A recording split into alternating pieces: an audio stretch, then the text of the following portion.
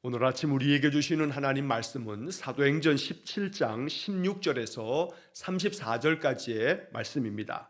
사도행전 17장 16절로 34절까지의 말씀을 봉독하겠습니다.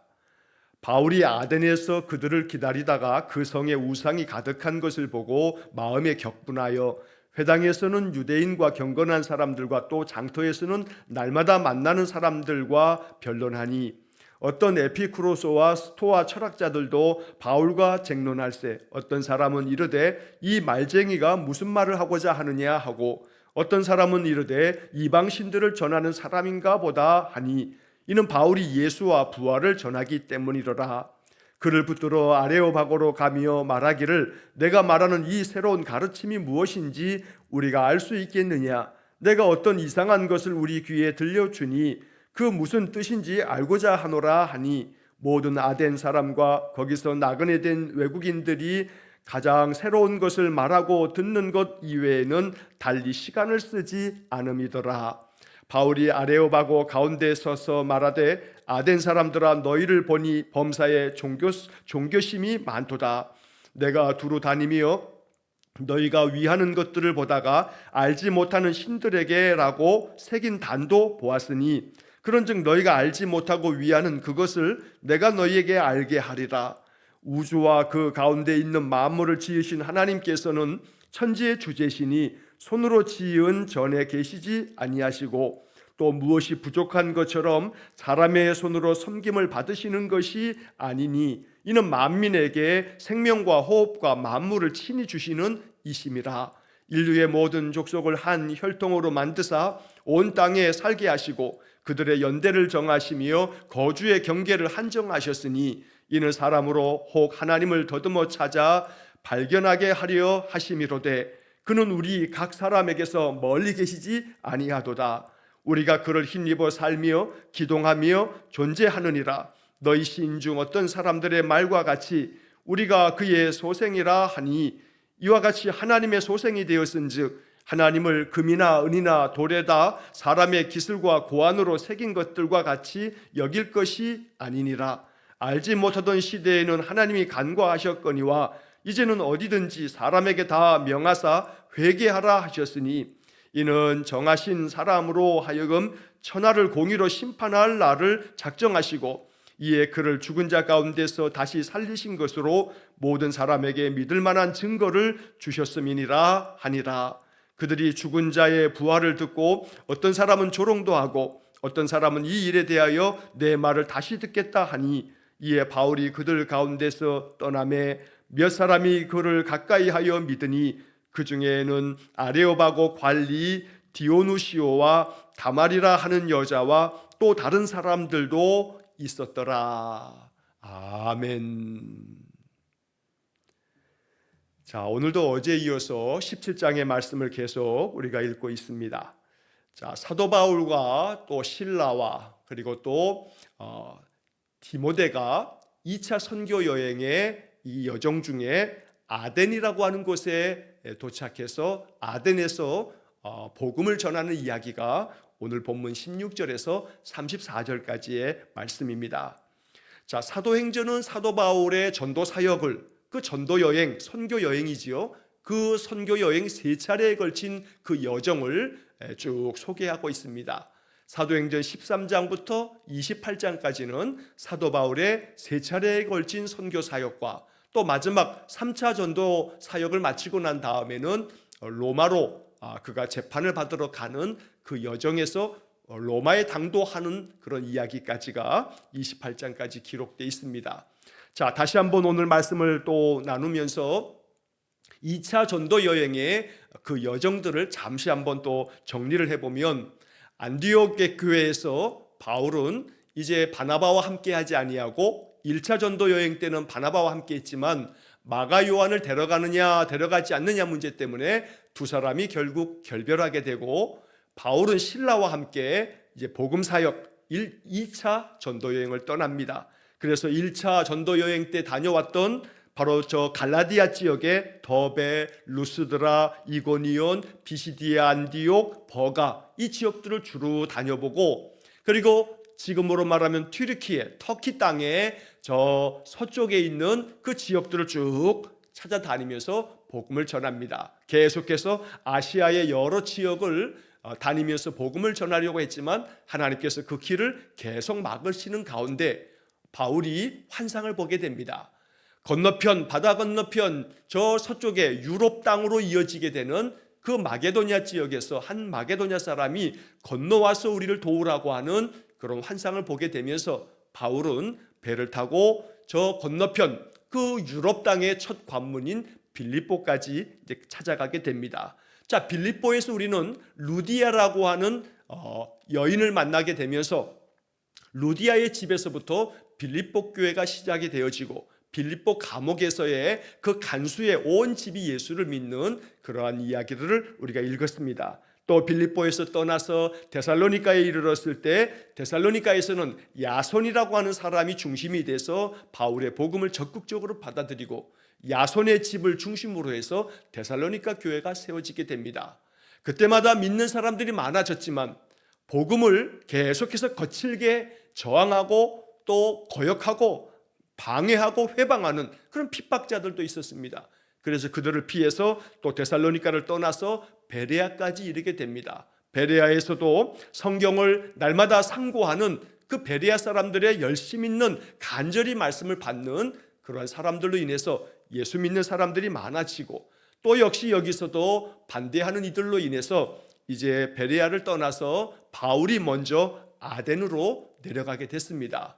실라와 디모데는 나중에 합류하게 되는데 오늘 이 아덴의 당도에서 이제 바울이 아덴에서 복음을 전하는 이야기를 본문에서 보는 것입니다. 자, 성경은 아덴이라고 되어 있지만 앞서도 말씀드린 것처럼 이 아덴은 지금으로 말하면 그리스라고 하는 나라의 수도 아테네를 말합니다. 우리가 4년에 한 번씩 올림픽을 하게 되면 그 올림픽을 할 때 성화를 채취하는 것이 이 아테네에서 성화를 불을 붙여서 거기서 올림픽을 하는 나라까지 이제 가지고 오게 되는 그런 것들을 우리가 올림픽을 할 때마다 보게 됩니다. 자, 이 그리스의 그 나라는 신들이 가득한, 그래서 우리가 그리스 신화라고 불릴 만큼 거기에 가장 수도 중심지 아덴에 가서 바울이 복음을 전하는 것입니다. 자, 16절 말씀에 보면 바울이 아덴에서 그들을 기다리다가 바울이 먼저 아덴으로 지금 찾아왔기 때문에 실라와 디모데를 지금 기다리고 있으면서 그 성을 아덴, 이 아테네를 쭉 돌아보다가 우상들이 가득한 것을 보고 바울의 마음 가운데 성령으로 인한 그 마음의 격분함이 있습니다. 마치 예수님께서 예루살렘 성전에 들어갔을 때 예루살렘 성전에서 장사하는 사람들로 인해서 예수님께서 분노하시면서 그들의 모든 상을 뒤집어 엎는 것처럼 이 바울의 마음에 격분하였다라고 하는 것도 하나님을 섬기는 하나님 백성 되어야 할 인생들이 끊임없이 우상들을 가득 만드는 것들로 인해서 바울의 마음속에 의로운 그런 분노가 생겼던 것입니다. 자, 그래서 17절의 말씀에 그러한 이 아테네의 우상이 가득한 모습을 보면서 바울은 그곳에서 여러 곳에서 회당에서도 장터에서도 사람들을 만나면 날마다 그들에게 예수 그리스도의 복음을 전하였습니다. 그래서 17절의 말씀에 회당에서는 유대인과 경건한 사람들과 또 장터에서는 날마다 만나는 사람들과 변론하니 예수 그리스도의 복음을 그들에게 계속해서 전하면서 그들과 계속된 논쟁도 벌이고 토의도 하고 그러면서 그리스도의 복음의 그 능력을 그들에게 계속 가르치며 전하였던 겁니다. 우리는 이 17절 말씀을 읽으면서 회당에서는 또 장터에서는 날마다 만나는 사람들과, 그러니까 바울이 복음 사역을 감당할 때 바울의 모습이 어떠했는지를 우리가 17절에서 잘 보게 됩니다. 어디에서든 회당에서든 장터에서든 바울이 가는 곳곳에서 날마다 만나는 사람들에게 그리스도의 복음을 전하는 일에 바울이 얼마나 힘썼는지를 우리가 볼 수가 있습니다. 우리가 이 17절의 말씀을 읽으면서 주님께 기도합니다. 하나님, 나도 이 말씀과 같이 이 말씀이 나를 통해서도 이루어지기 원합니다.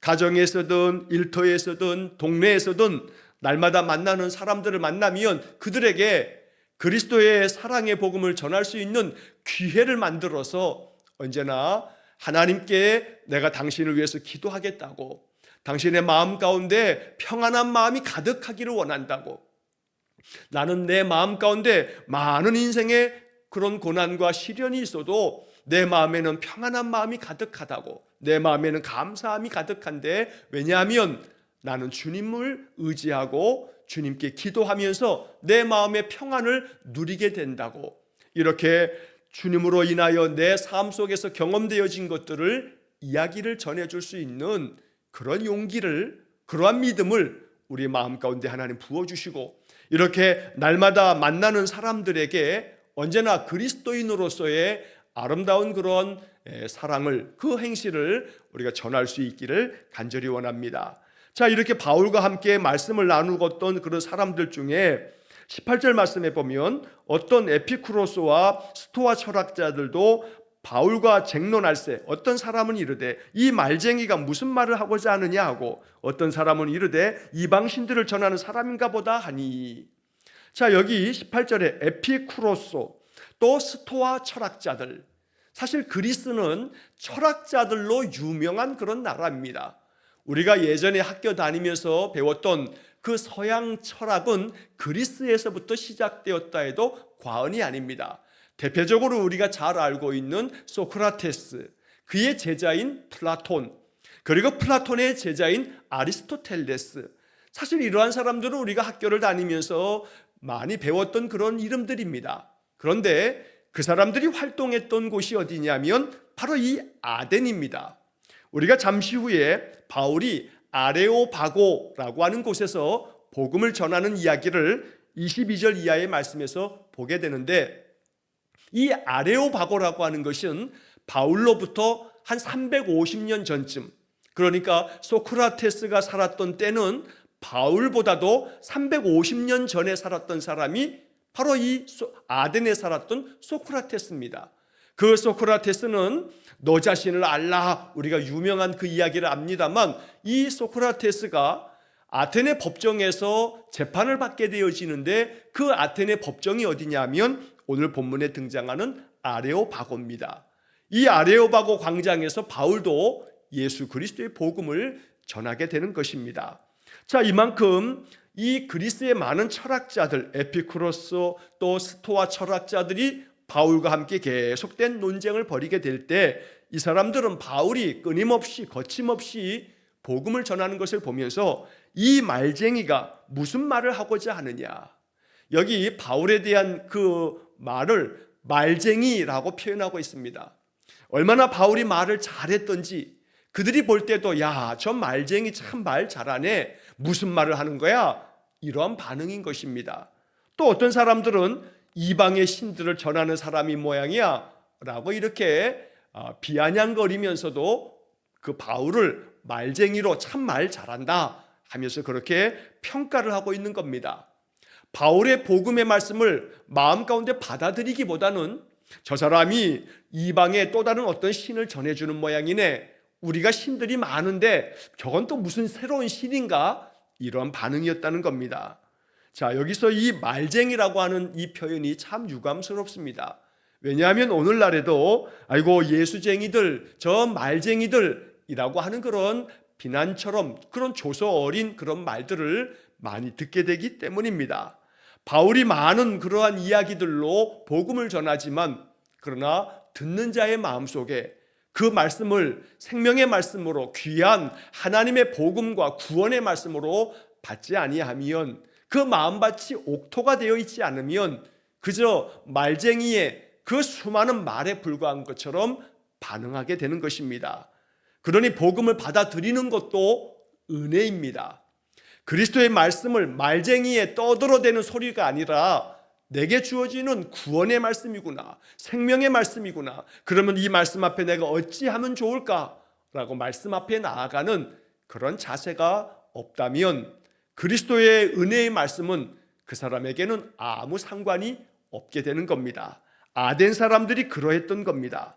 자, 18절 마지막 부분에 보면 바울이 예수와 부활을 전하기 때문이더라, 바울은 끊임없이 예수님을 전하고 예수님이 어떠한 분이신지, 그분이 바로 메시아요 세상의 모든 구세주가 되시고 우리 인생들을 죄 가운데서 구원하여 주실 분이시며 십자가에 돌아가셨고 다시 사흘 만에 말씀하신 것처럼 부활하셨다. 다시 살아나신 예수님의 부활을 어디에서든 가서 복음으로 전하였던 겁니다.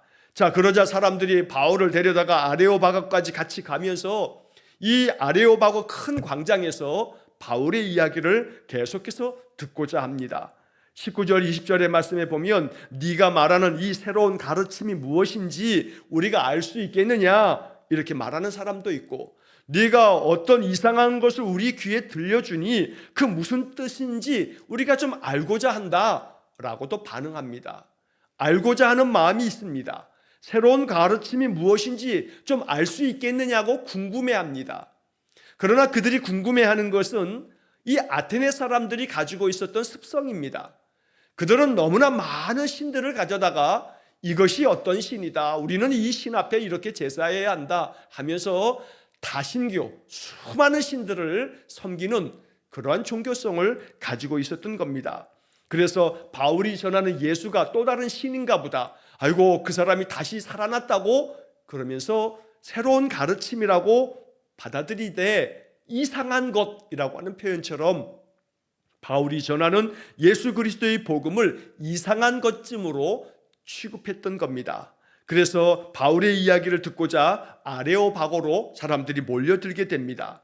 21절의 이야기는 이 아덴 사람들과 거기에 같이 함께 사는 그런 나그네된 외국인들이 주로 하는 일이 뭐냐면 언제나 그냥 가장 새로운 어떤 것들을 듣고자 하는 일에만 온통 하루 종일 이 일만 하는 사람들이 바로 아덴 사람들이다 라고 하는 그런 평가를 말하고 있습니다. 자, 그래서 이제 아레오바고 큰 광장에서 바울이 이 아테네 사람들 가운데 서서 이야기를 전합니다. 22절에 보면 아덴 사람들아 너희를 보니 범사에 종교성이 많도다.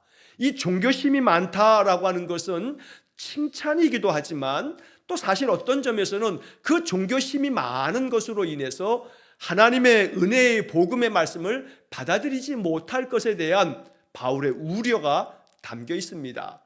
그저 많은 신들 중에 하나에 불과할 뿐이라 여기는 그들의 종교심은 유일신이신 하나님을 그들이 마음 가운데 받아들이지 못할 가능성이 크기 때문입니다. 그래서 아레오바고 사람들을 어찌 보면 약간 칭찬하는 마음처럼 너희들이 종교심이 많으니 그 종교심을 가지고 참된 종교요 참 신이신 하나님을 만나라고 하는 이야기를 전하기 위해서 바울이 이렇게 말을 꺼내게 된 겁니다. 자, 그러면서 23절의 말씀에 보면 내가 두루 다니면서 너희들이 그렇게 열심으로 섬기고 있는 그런 많은 신들을 봤는데 그 중에 어떤 제단을 봤더니 알지 못하는 신에게 라고 하는 제단이 있더라.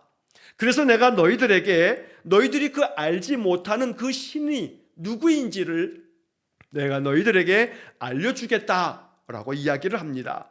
자, 24절에서 바로 그 신이 누구냐 하면 우주와 그 가운데 있는 만물을 지으신 하나님이시다.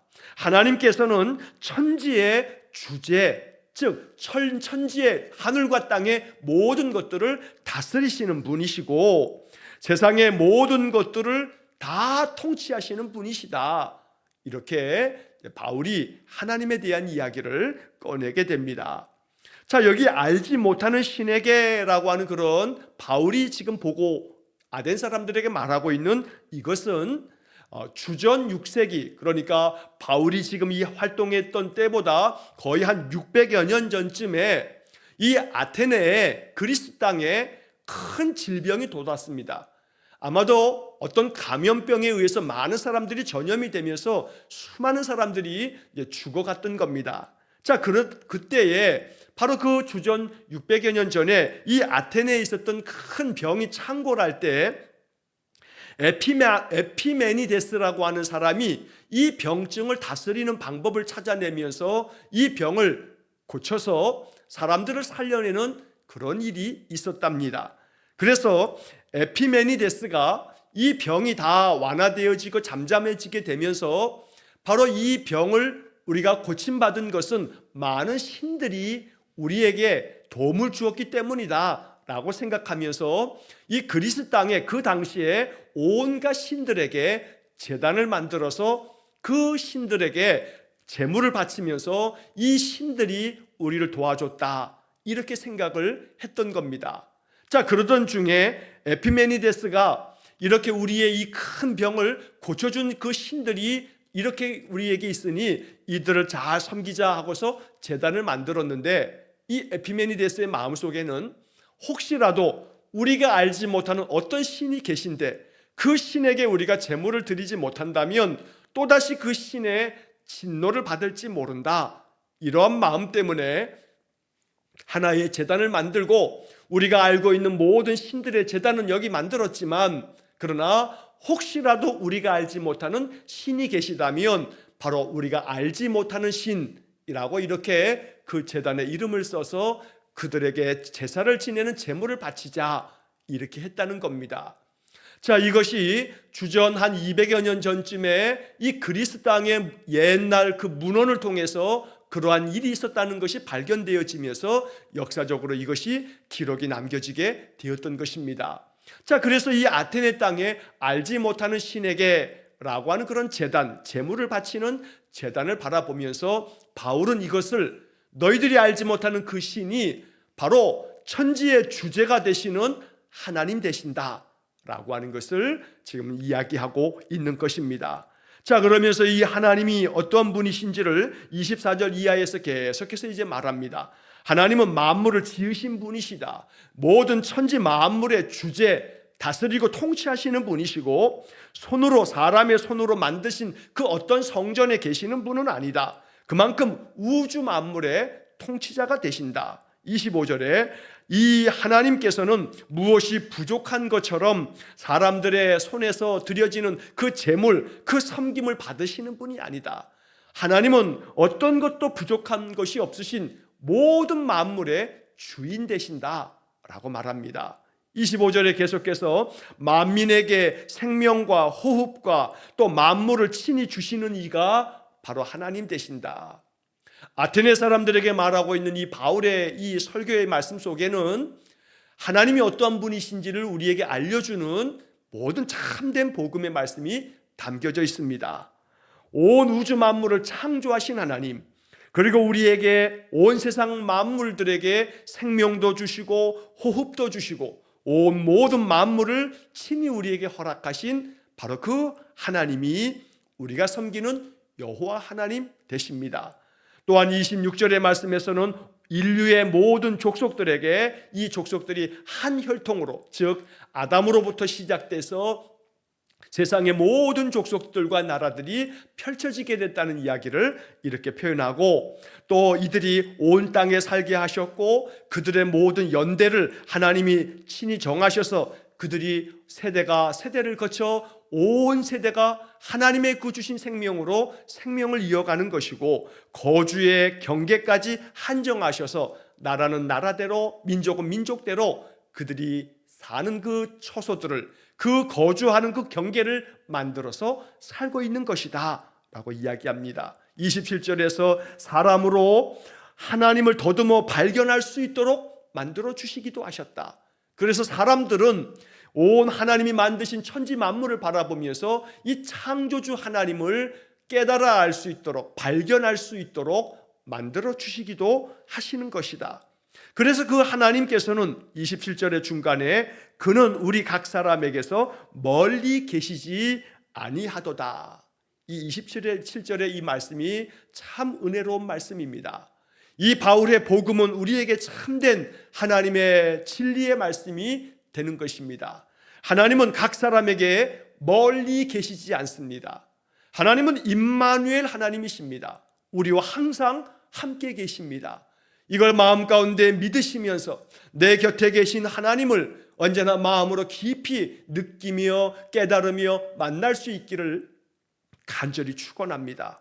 바울은 이 아테네 사람들에게 바로 이 천지 만물의 창조주 되시고 주관자 되신 그 하나님은 우리와 멀리 계시지 아니하고 항상 우리 곁에 계신 임마누엘이시다, 우리와 함께 계신 하나님이시다 라고 하는 이야기를 들려주는 겁니다. 한편 28절의 말씀에서는 우리 모든 인생들은 바로 그 하나님을 힘입어서 살고 있는 것이고, 기동하며 우리가 이렇게 기고 동작하며 움직이는 모든 것들도 하나님께서 우리에게 은혜를 주시기 때문이고, 우리가 존재하고 있는 것도 하나님께서 우리를 존재하게 하시는 것이다.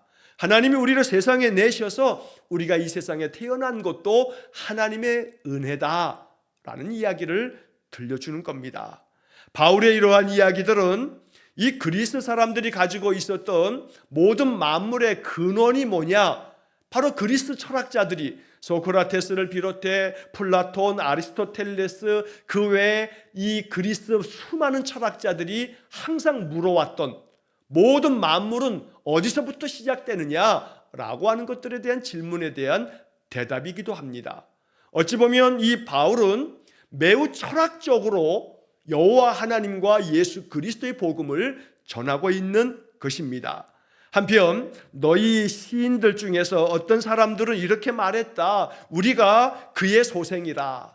그저 신들 앞에서 제물을 바치면서 우리가 지금 이 신의 자손들이다, 자녀들이다, 너희들이 그렇게 말했는데 그거 아니다. 그게 아니라 우리는 하나님의 소생이다, 하나님의 자녀된 자들이다. 결코 그 하나님은 금이나 은이나 돌에다가 사람의 기술로, 사람이 생각해서 고안해내서 만들어 놓은, 새겨놓은 이런 것들처럼 여길 수는 없다. 오직 하나님만이 참된 신이시며 오직 우리는 하나님의 자녀된 자들이다 라고 하는 복음을 전합니다. 또한 30절 말씀에서는 이제는 알지 못했던 그 옛날에는 하나님이 그냥 지나쳐 주셨다. 다 그 허물들에 대해서 하나님이 다 덮어주셨다. 그러나 이제는 누구에게든지 하나님께서 사람들에게 명령하시기를 회개하고 하나님께로 돌아오라 라고 말씀하신다. 그러니 너희들이 지금까지는 알지 못하던 신에게 라고 그렇게 했던 그 신이 바로 모든 만물의 주인 대신 여호와 하나님 대신이 하나님께로 돌아와 하나님만을 섬기는 그러한 백성이 되어야 한다라고 복음을 전하는 것입니다. 31절에 정하신 사람으로 하여금 천하를 공의로 심판하실 날을 작정하시고 이에 그를 죽은 자 가운데서 다시 살리신 것으로 모든 사람에게 믿을 만한 증거를 주셨음이니라. 바로 하나님께서 심판의 날을 정하셨고 그 심판의 날에 하나님이 정하신 사람들을 구원하시려고 하나님께서는 죽은 자 가운데서 다시 살아나신 그리스도 예수님을 우리에게 허락해 주심으로 모든 사람들이 믿을 수 있는, 믿을 만한 증거를 우리에게 주셨다. 그 믿을 만한 증거가 바로 예수님 되신다. 죽은 자 가운데서 다시 살리신 바로 그 예수님이 우리가 믿을 만한 증거가 된다라고 하는 이야기로 아테네 사람들에 대한 설교가 이렇게 끝나게 됩니다. 자, 이 바울의 이 설교 속에는 매우 아테네 사람들을 대상으로 하고 있기 때문에 매우 논리적이고 굉장히 철학적인 그러한 이야기로 하나님의 복음, 그리스도 예수님의 복음을 전하였던 겁니다. 그러나 안타깝게도 32절 이하의 말씀에서 이 아테네 사람들의 반응은 다른 지역에서와는 달리 이 복음의 말씀을 기쁨으로 받으면서 많은 사람들이 믿음으로 나오지는 못했습니다.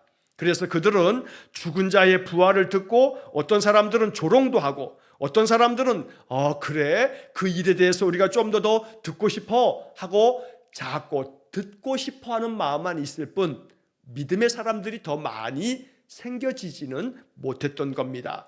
그래서 33절과 34절에 보면 바울이 이제 그 가운데서 그들을 떠나게 됩니다. 이 아테네 사람들이 그리스도의 복음의 말씀을 기쁨으로 받아 믿음 안에 서는 사람들이 생겨져 이 아테네에서도 교회가 세워져야 됐건만 아테네 사람들은 그렇게 믿음으로 복음을 받지 않았던 겁니다. 그러나 그런 가운데서도 감사한 것은 몇몇 사람들은 바울을 가까이 하면서 믿는 사람들도 소수이지만 있었습니다. 그래서 34절은 그 중에 한 사람이 이 아레오바고 광장을 관리하는 그 관원이었던 디오누시오라고 하는 사람과 또 다마리라고 하는 여자도 그리고 또 다른 어떤 몇몇 사람들도 바울의 복음을 받아들였던 사람도 있다. 그러나 믿는 사람들이 다른 지역에서의 선교 사역에서 수많은 사람들이 믿었던 것과는 달리 아테네에서는 그렇게 많은 사람들이 믿지를 못했던 겁니다. 그러니 복음을 전하여도 어느 지역에서는 기쁨으로 복음을 받아들이는 사람이 있는 반면 어떤 지역에서는 그냥 조롱만 하고 그 말씀들에 대한 궁금증만 갖지만 이것을 내게 주시는 생명의 말씀으로 받지 못하는 그런 도시들도 있었던 겁니다. 이 아테네 사람들은 참 안타깝습니다. 수많은 신들을 가지고 있었지만 참된 하나님을 만나지 못했기 때문에 이 지역에서는 교회가 세워지지 못하고 몇몇 사람들이 믿음 안에 복음을 받아들이긴 했으나 다른 지역과 같지는 않았던 것입니다.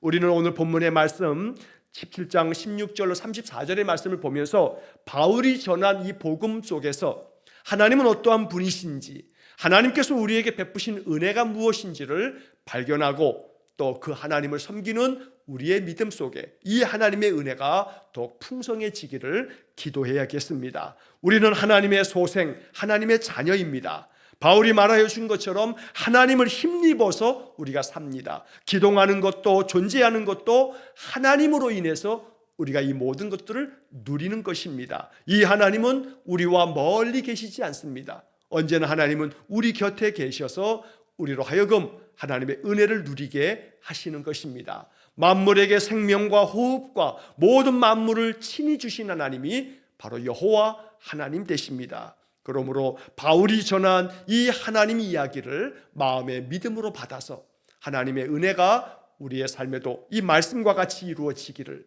주의 이름으로 간절히 축원합니다. 기도하겠습니다. 자비로우신 아버지 하나님, 2차 전도 여행 중에 그리스의 수도인 아테네에 가서 그들에게 복음을 전할 때 그들은 조롱하면서 말쟁이가 무슨 새로운 것, 이상한 것을 말하냐고 바울의 복음을 복음으로 받아들이지 못했지만 오늘 우리는 이 바울이 전하였던 귀한 생명의 말씀을 받으면서 이것을 내게 주신 기쁨의 소식 복음으로 받습니다. 온 우주 만물을 지으신 창조주 하나님을 믿습니다. 또한 우리에게 생명과 호흡과 만물을 주신 하나님을 믿으며 늘 우리 곁에 계신 하나님을 믿습니다. 우리 인생 가운데 주님으로 말미암아 힘입어 인생을 살고 기동하며 존재한 모든 것들이 하나님의 은혜임을 고백합니다. 언제나 여호와 하나님을 나의 주제, 나의 모든 것들을 다스리는 통치자로 믿어 오직 주 안에서 주의 말씀 따라 순종함으로 하나님의 은혜를 더 풍성히 누리는 우리 성도들 되게 해 주옵소서. 오늘도 우리 인생의 모든 것들을 주관하시는 하나님 앞에 모든 것을 의탁하며 이 하루를 살겠으니 우리의 마음에 성령의 충만함이 있어 오늘 하루 동안도 하나님 내게 찾아오셔서 내 마음에 거하심으로 내게 주시는 평안과 내게 주시는 그 지혜와 담력으로 인생의 삶을 잘 감당하는 성도들 되게 주옵소서. 한날의 모든 삶을 주님께 의탁하오며 예수님 이름으로 기도하옵나이다. 아멘. 우리 구주 예수 그리스도의 은혜와 하나님 아버지의 극진하신 사랑과 성령의 교통하심이 천지의 주제가 되신 하나님께 내 삶의 모든 것을 의탁하며 내 곁에 계신 하나님의 은혜를 풍성히 누리며 살기를 소원하며 기도하는 머리 숙인 귀한 성도들 위에와 저들 가정과 온 가족들 위해 영원토록 함께 하시길 축원하옵나이다. 아멘.